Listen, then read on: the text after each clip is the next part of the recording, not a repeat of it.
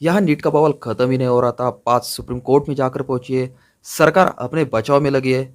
वही दूसरी तरफ देश की सबसे बड़ी, नहीं सॉरी, शायद दुनिया की सबसे कठिन परीक्षा, जी हाँ मैं बात कर रहा हूँ यूपीएससी, जिससे आईएएस आईपीएस जैसे टॉप डेकोरेटेड ऑफिसर्स निकलते हैं ना, मैं उसी की बात कर रहा हूँ। उस पर भी आज के वक्त में सवाल उठ रहे हैं। और इन सब के पीछे के कारण है यह मोहतरमा, जिनका नाम है पूजा खेड़कर। पिछले 48 घंटों में इनके ऊपर जो भी सवाल उठे, अगर वो सच साबित होते हैं तो यूपीएससी की जो ट्रांसपेरेंसी है ना, उसके ऊपर से लोगों का भरोसा ही उठ जाएगा। तो चलो फिर देखते हैं मामला आखिर है क्या। अगर इनके ऊपर के खुलासे अगर सच सामने होते तो एक और बड़ी शख्सियत इसके दायरे में आ सकती है, जिसको मैं वीडियो के लास्ट में रिवील करूंगा। तो वीडियो को लास्ट एंड तक देखिए। तो चलो फिर वीडियो शुरू करते हैं। वैसे इनकी न्यूज़ में हेडलाइन में आने की अगर बात करें तो एज अ प्रोबेशनरी ऑफिसर ये पुणे में ज्वाइन हुई।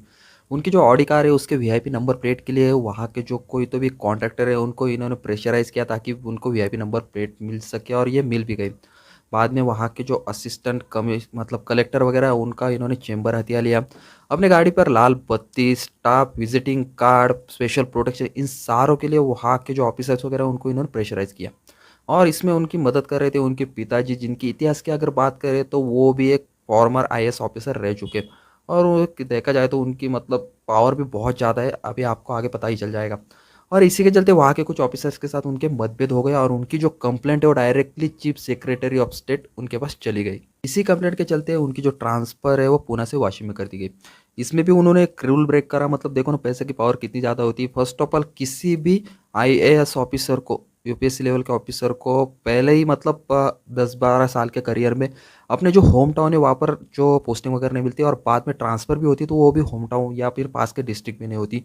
उनकी ट्रांसफ़र तो पोस्टिंग तो होम टाउन में हुई, साथ ही में ट्रांसफ़र भी होम टाउन के पास में ही वाशिम में हो गई। इसी के चलते ये जो सारी चीज़ें पीओमा हाउस तक चली गई।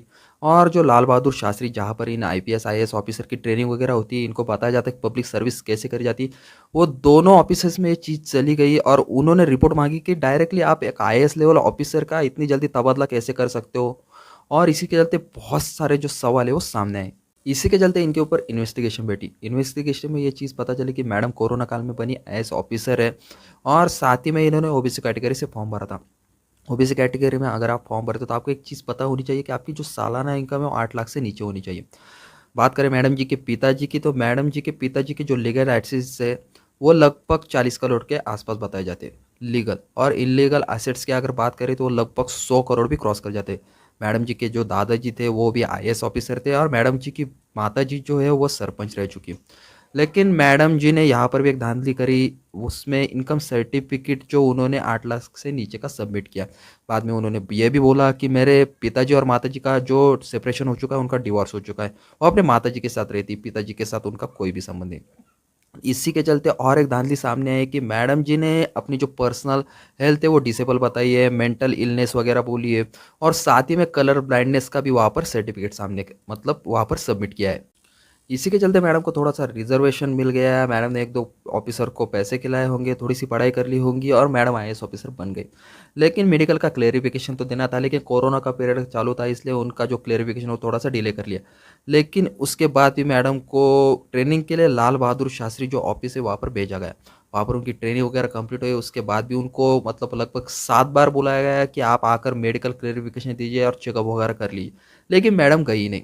मैडम को उसके बाद क्लेरिफिकेशन ना मिलने के बाद भी मैडम को पोस्टिंग वगैरह भी मिल गई, और उसके बाद की चीज़ें तो मैंने आपको पहले ही बता दी। उनके ऊपर लगे आरोप अगर सच में साबित होते तो यूपीएससी जो सबसे ट्रांसपेरेंट सबसे टफेस्ट एग्जाम माना जाता था ना, उसको लोग दुनिया का सबसे बड़ा स्कैम बोलेंगे।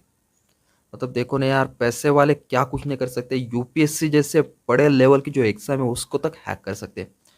अभी देखा जाए तो मैंने लास्ट में बोला, तो मतलब पहले बोला था कि एक लास्ट में पर्सन का नाम बताऊंगा जो इसके शक के दायरे में आ सकते हैं। बोला जाता है कि जो हमारे संसद के अध्यक्ष ओम बिरला जी, उनकी बेटी अंजलि बिरला भी यूपीएससी का जो एग्ज़ाम है वो कोरोना पीरियड में ऐसे ही कुछ कर कर सामने उसके ऊपर अभी मतलब न्यूज़ वगैरह आ रही है, लेकिन रियलिटी अभी भी किसी को नहीं पता है।